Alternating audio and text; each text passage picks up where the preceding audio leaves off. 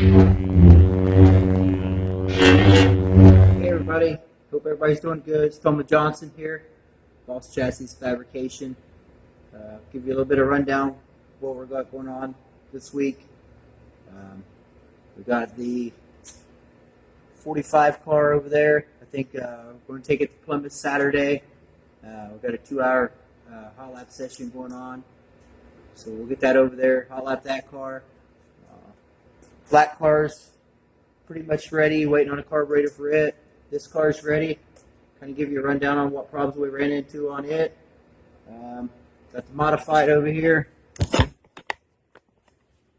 modified is about ready to scale. Couple little things to do to it. So she's pretty much ready. We just been taking our time since all this virus deal's going on. Like I said, we got Putter's car here. It's ready to go. We got Lester's car set up this weekend. Got the front end ran on it, so that boss car is ready to go. So that's where we're at. I'll show you a little bit what I ran into on my car. We drove Putter's car around the parking lot the other day just to make sure everything was okay. We was going to drive my car around the parking lot. But we kind of ran into a small problem. I'll try to show you here. We put the car on the ground and it wouldn't move. So I'll give you a little description of what we didn't catch when we put it together. Okay, so as we just put this car together, we just got this dry shaft with the car. Said it was the right one for the car. Got an 8-inch yoke on it, 35-inch dry shaft.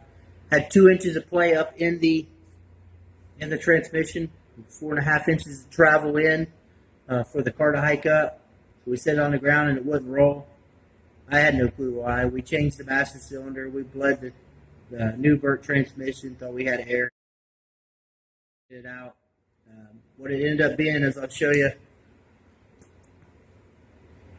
There's 2 inches of the 8-inch yoke that doesn't have splines on it. I don't know if you can see up in there.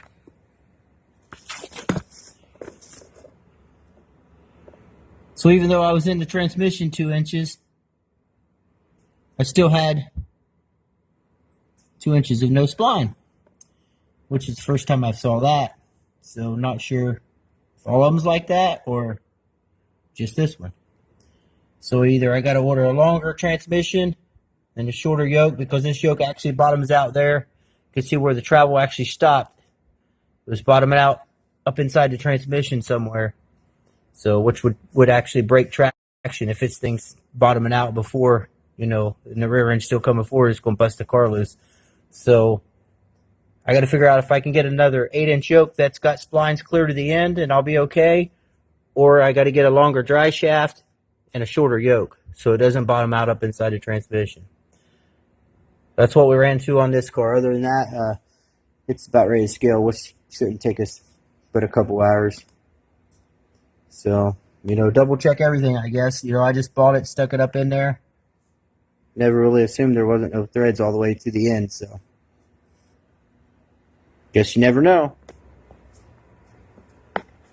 Okay, so we'll get the yoke ordered for that car. It'll be ready to go.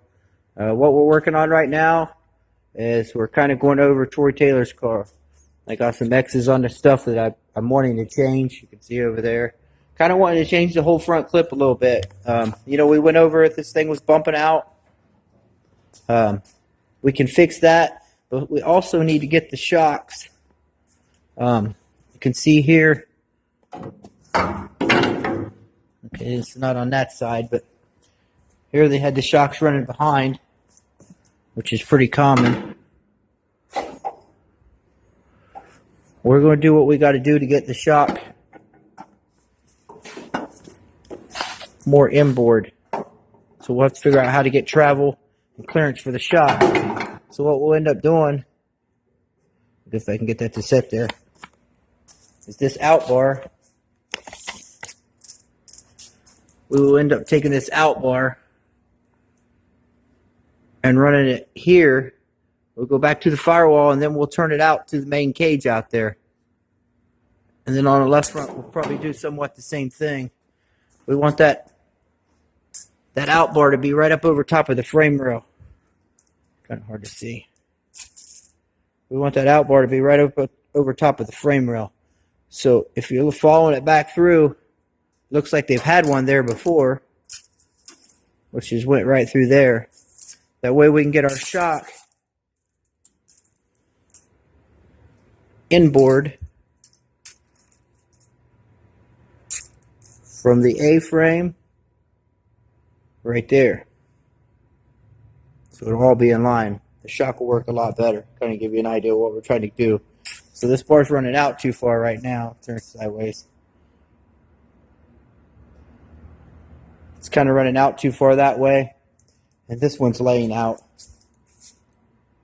that way. It needs to be running. You can kind of see where that shock's at right there. It needs to be running right there. Goes back to about the firewall and then run out towards the roll cage. Some of the stuff we're getting ready to do on the rear clip is he had his fuel cell mounted up high here. It's kind of hard for me to show.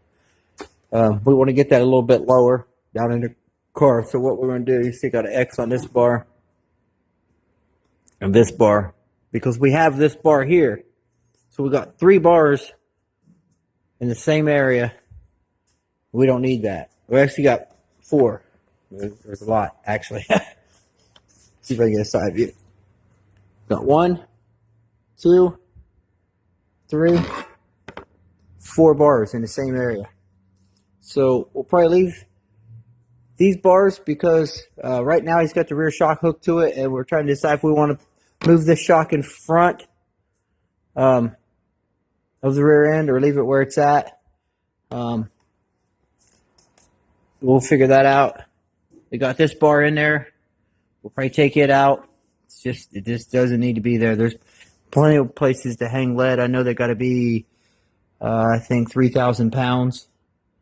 I'm sure we won't have no problem getting 3,000 pounds with steel block.